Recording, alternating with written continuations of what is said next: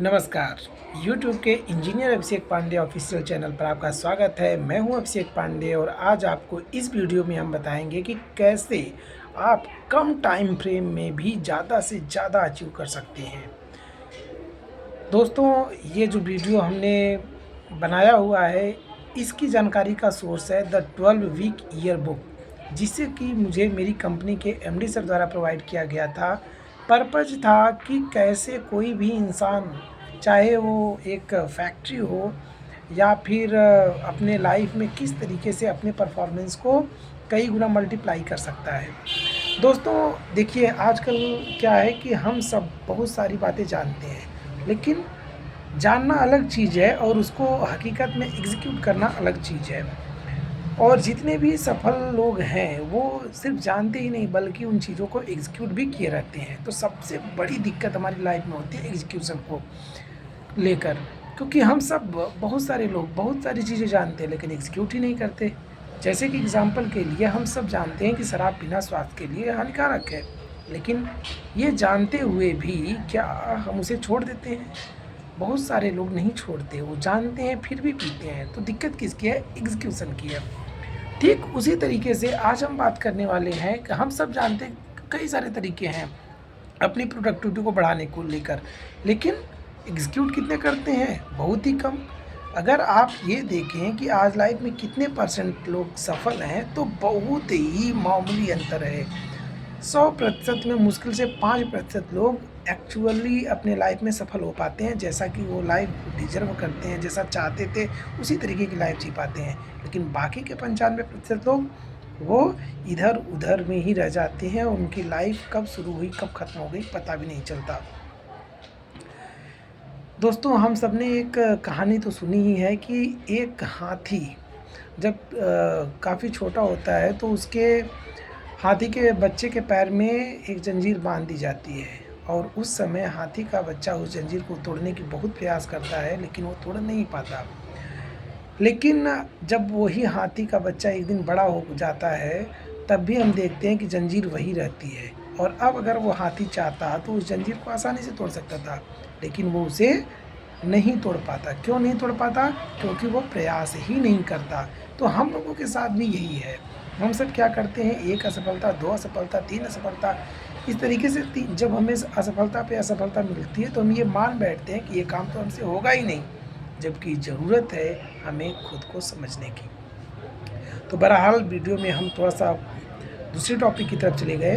हमारा main focus है कि किस तरीके से किसी भी एक जो काम ज़्यादा समय में होता है, उसको कम से कम समय में कैसे किया जा सकता है, वो भी बिल्कुल अच्छे तरीके से। दोस्तों, हम सब जानते हैं कि 1 साल में 12 दिन 12 महीने होते हैं और जब नए साल की शुरुआत होती है तो हम सब बिल्कुल जोश से भरे हुए होते हैं। हम सोचते हैं कि इस साल तो हम कुछ ऐसा करेंगे जो अभी तक हमने नहीं किया, इस साल तो पक्का करेंगे। लेकिन फिर क्या होता है कि जो पहला दिन रहता है उस दिन थोड़ी उमंग तो रहती है, अगले दिन वो जोश थोड़ा-सा ठंडा पड़ता है, फिर उसके अगले दिन और ठंडा पड़ता है। इस तरीके से हमारा जोश क्या होता है, ठंडा पड़ता चला जाता है और फिर अगला साल जब आता है तो फिर हम उसी तरीके से नया गोल बनाते हैं। हम सोचते हैं कि इस बार इसको एग्ज़ीक्यूट करेंगे और फिर नहीं कर पाते। तो मतलब क्या है? क्या गोल बनाना गलत है? नहीं, गोल बनाना गलत नहीं है, ये तो अच्छी बात है। आप कम से कम हार तो नहीं माने, आप ये तो नहीं सोचते, उनसे तो लाख अच्छे हैं आप, जो कि बिल्कुल कोशिश ही नहीं करते, आप तो कोशिश कर रहे हैं। लेकिन वो क्या कमियाँ रह गई जिसकी वजह से आप उसको एग्ज़ीक्यूट नहीं कर पाते? बात है इसको जानने की। और दोस्तों, जब आप पहली बार इसको एग्ज़ीक्यूट कर लेंगे ना, तो मेरा भरोसा है, मेरा अपना मानना है कि वो पहला इंसिडेंट जिस दिन आपने एग्जीक्यूशन की तरफ एक कदम बढ़ाया, तो अगली बार आपका जो कॉन्फिडेंस लेवल होगा और हाई होगा।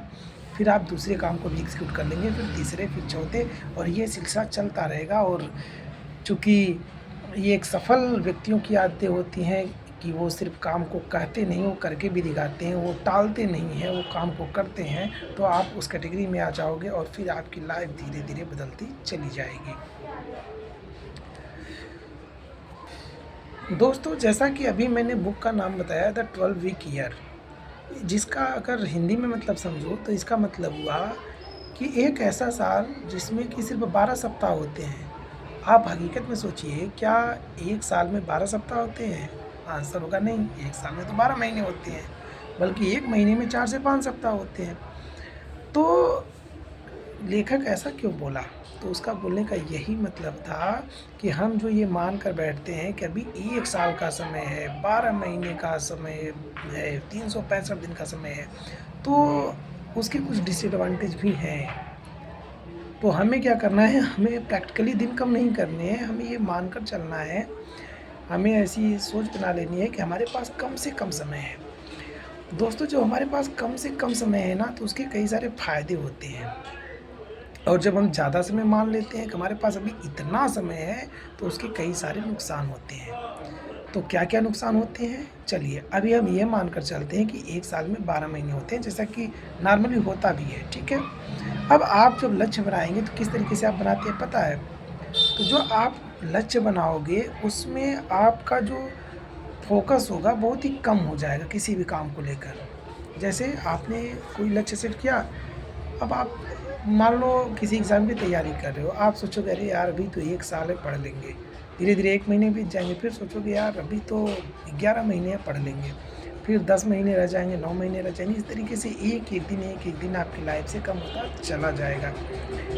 तो ऐसे में क्या हुआ कि आपके अंदर जो काम को टालने की आदत है ना, वो उपज जाती है। और फिर क्या होगा, वो काम एक दिन बहुत बड़ा हो जाएगा, चूँकि 1 महीने में 1 साल का काम करना रहता है। तो अगर आप करेंगे भी तो क्वालिटी वर्क नहीं होगा, आप मतलब एक तरीके से कह सकते हैं जस्ट फॉर्मेलिटी करेंगे, तो टॉप लेवल पर नहीं आ पाएँगे उस कंडीशन में। बस यही हुआ कि आप लकीर को ढाँक सकते हैं अगर एफ़र्ट करेंगे तो।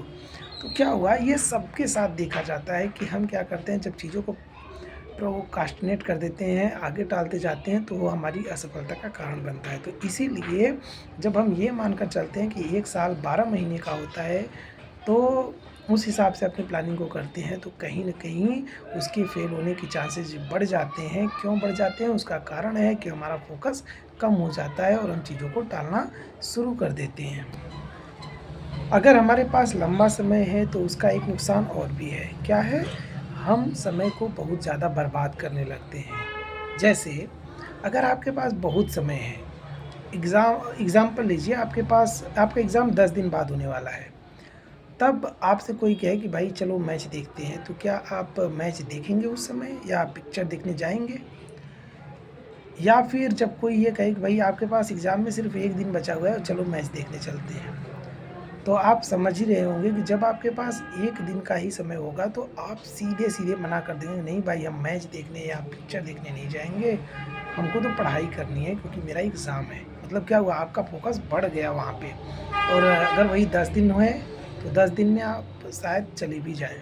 तो वही बात आई, अगर आपके पास 1 साल का समय है, तो क्या हुआ, आप टाइम को अननेसेसरी एक्टिविटी में वेस्ट करना शुरू कर देते हैं। लेकिन कम समय अगर आप मानकर चलते हैं, तो उस समय आप अननेसेसरी टाइम को वेस्ट नहीं करते। तो तीसरा पॉइंट मेरा है पुअर गोल सेटिंग।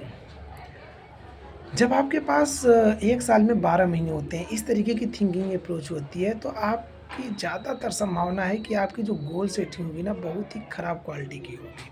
आप कई सारे गोल बना लोगे। अब चूँकि कई सारे गोल आप बना लेते हो, तो आप खुद ही कन्फ्यूज़ होगे, और फिर जो आप गोल बनाते भी हो, या तो बहुत बड़ा बना लोगे, अनरियलिस्टिक गोल्स होते हैं।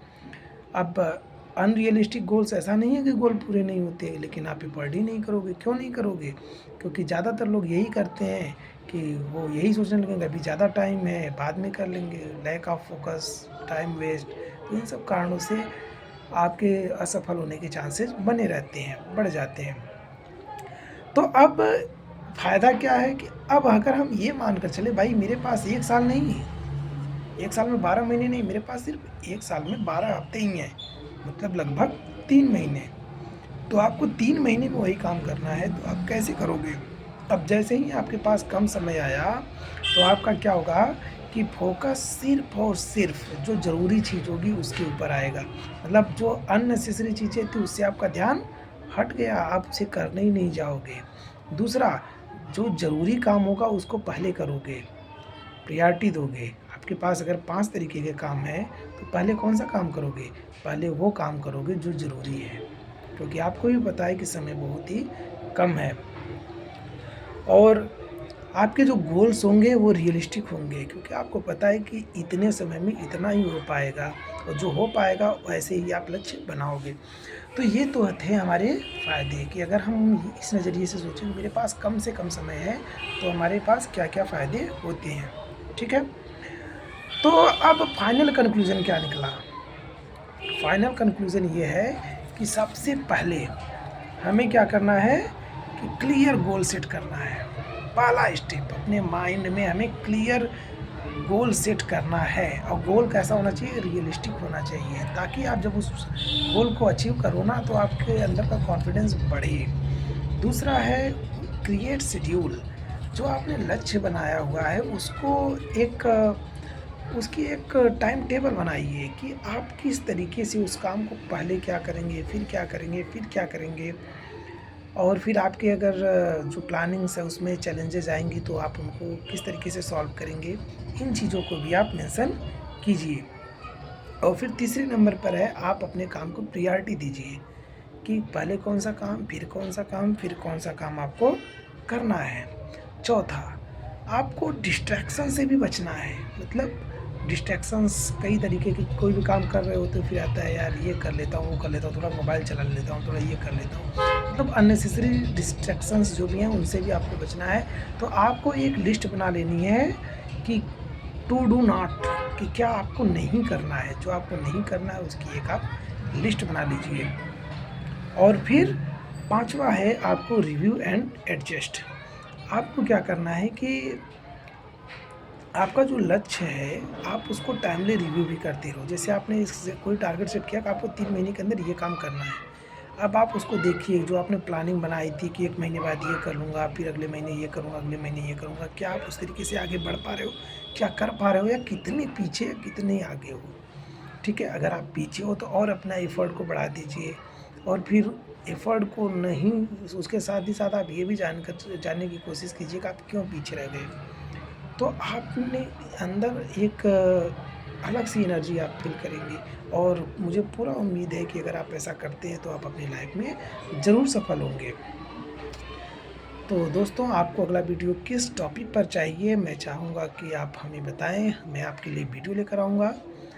और अगर कुछ इश्यूज़ हैं तो आप ज़रूर हमसे मैसेज में पूछ सकते हैं। Thanks for watching my video. तब तक के लिए take care and good bye.